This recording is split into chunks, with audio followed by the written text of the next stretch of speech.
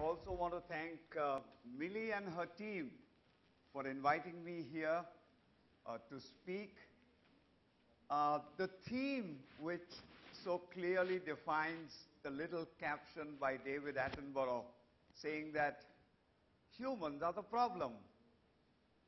To take it further, I think we are also part of the solution because we are not going to have any divine intervention coming in at any point in time to save us. So what I want to talk today about is an issue which has been with me for quite a while. I've not been able to do this before, but I think this is the right opportunity for me to take this forward, because if energy, ecology, and equality are the scaffoldings of sustainability, then I think the last one, equality, has not received its due deliberation and discussion. Sustainability in the built environment had caught the imagination of the architect, builder, developer, community, and it's become a good business model. Nothing wrong with it. However, the dialogue needs a deeper understanding of equality being the first principle of green. Because honestly, without this, the sustainability issue sounds a bit hollow to me. So every time I make a big hoo-ha out of green architecture, sustainable architecture, responsible architecture, meaningful one also, a little voice tells me, hey Shahrukh, look around and listen. So what do I see? I see a world over a small group controlling most of the resources, be it economic, material, or political. And I see a middle class aspire. Why not? And I also see the largest sections at the bottom of the pyramid having little or no say in creating a meaningful life for themselves and their families. History, culture, and society push them further to the margins and successfully create disadvantaged communities of them all. And these disadvantaged communities, folks, whatever you call them, all they're saying is, give us an opportunity. So I'm going to talk a lot about children because our tomorrow, or towards tomorrow, or envisioning tomorrow makes no sense unless they come into fair play. And I just want you to see what opportunity does. So let's see.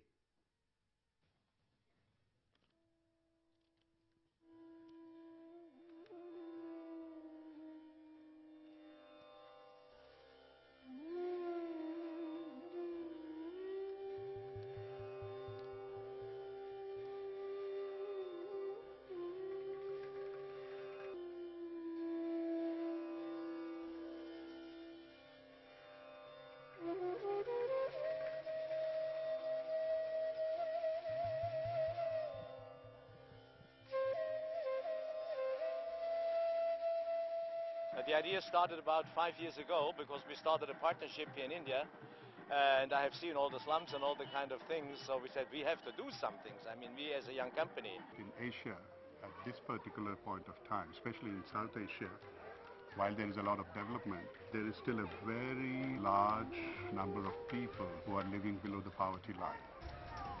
One of the biggest challenges organizations like us face is how do you take care of children who are either being abandoned or in the danger of being abandoned, so that they can overcome the trauma quickly. Otherwise, the damage which will be done to these kids is irreparable. The whole idea was to create an ambience of a home where the family grows up together, lives together. And they grow up like any normal family children.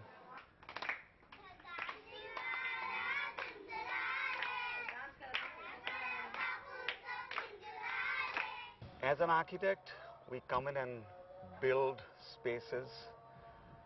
Initially, they are empty spaces. And it's when the children and the mothers move in that the soul of the design starts to live. One of the most amazing experiences was going into the home and seeing, the family, seeing the mother with the children. Oh, wow. This one's yours? This one's yours? Very clean. Suspiciously clean. You didn't clean them right before today, did you? Are you sure children have been living here? Because they're very neat. We have cleaned up their space because we're visiting today. I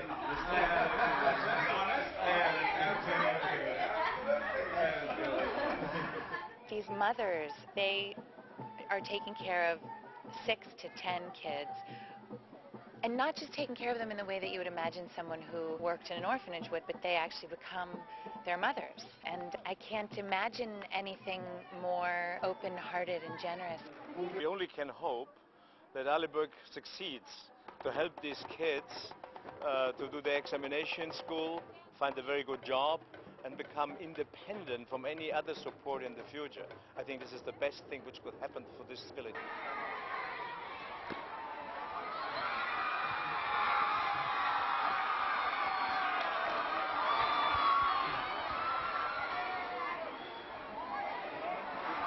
Children are hopefully going to grow up to be adults that are able to raise children of their own in a way that isn't like the experience that they went through, early on.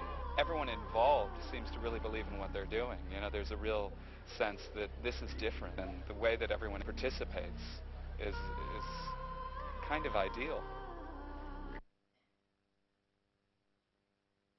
I want to now show you one more opportunity. What opportunity does for children, because I see children from elite environments where their stomachs are already full. And the kids from deprived and disadvantaged communities have a fire in their belly that can beat the S out of all of them. And given the opportunity, they shine. And my fervent hope, honestly, is that from these communities, our Leonardos and Agastyas will rise.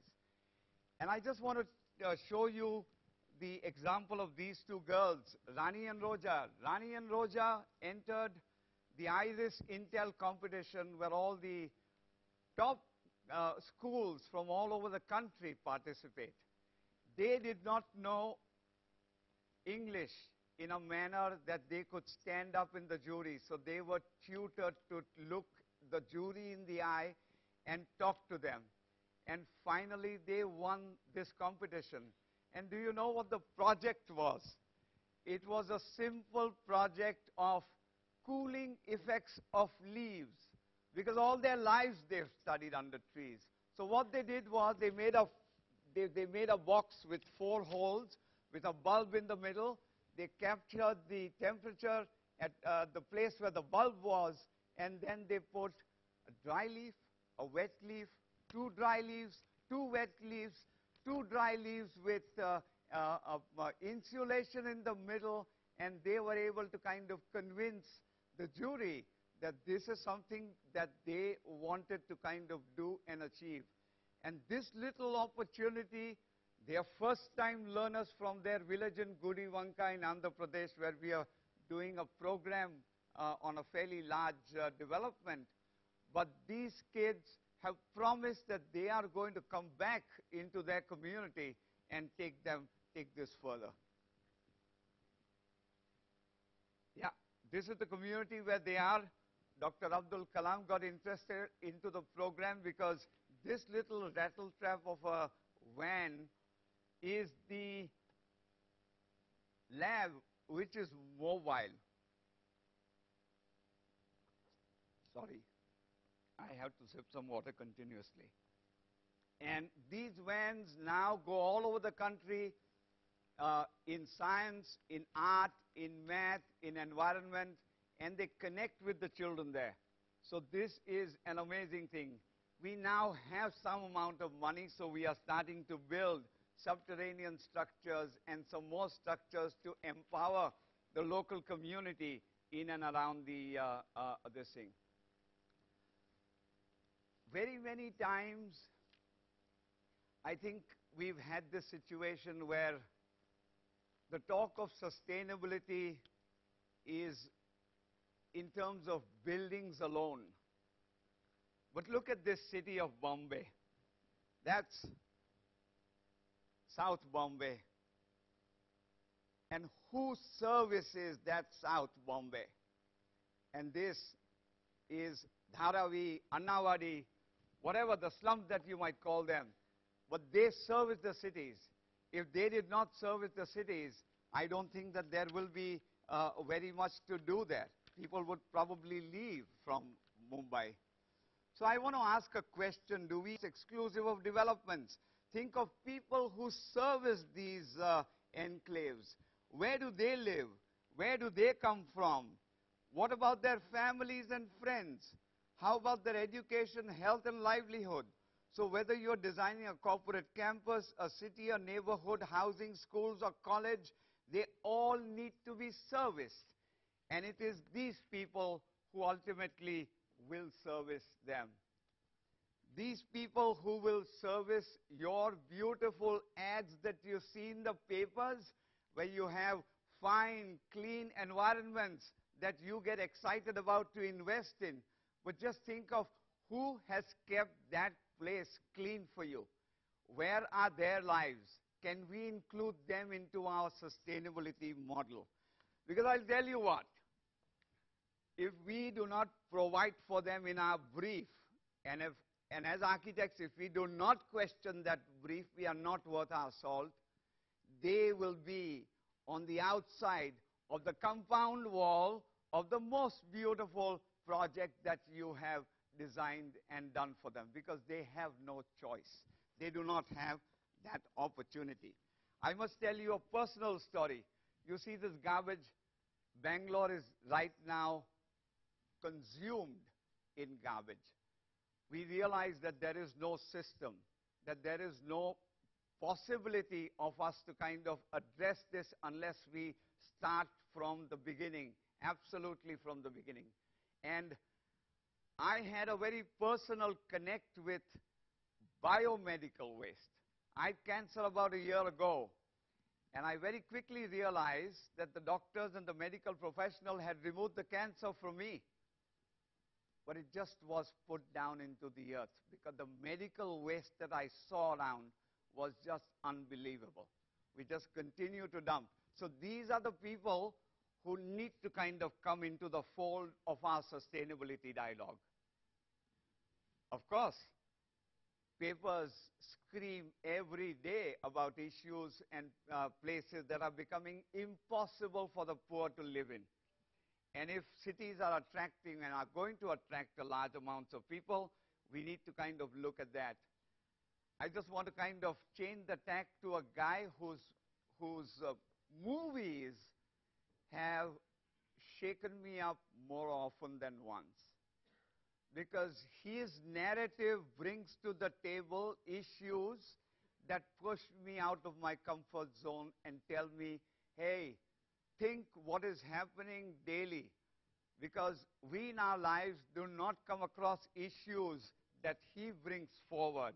So whether it is Arakshan or Chakravyuh or his new movie Satyagraha, I get amazed that he has the bandwidth to put it together and show it to all of us. I think people have started to reconnect their voices. And what happened to Arab Spring or to Occupy Wall Street or London riots back in our own land? It is issues of development.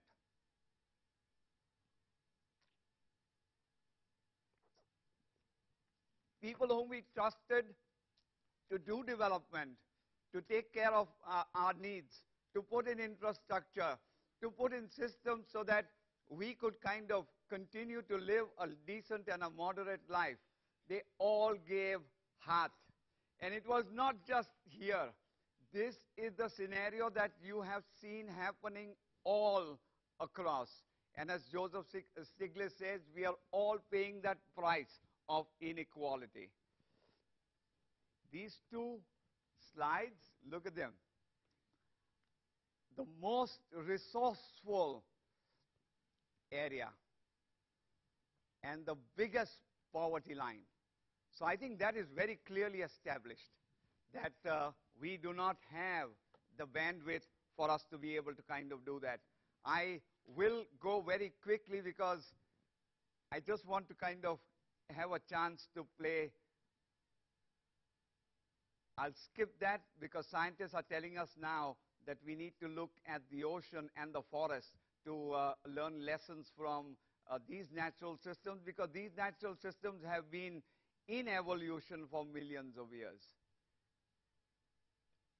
And if you want to know what children think of us, listen to this. Sorry? Can you play the last slide? Yeah, next. Yeah. Thank you for your patience.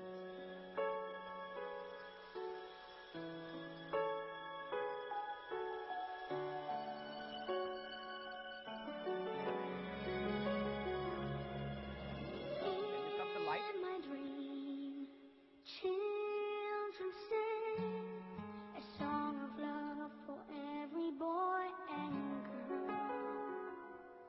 The sky is blue and fields are green, and laughter is the language of the world. Then I wake and all I see is a world full of people in need. Tell me why does it have to be like this? Tell me why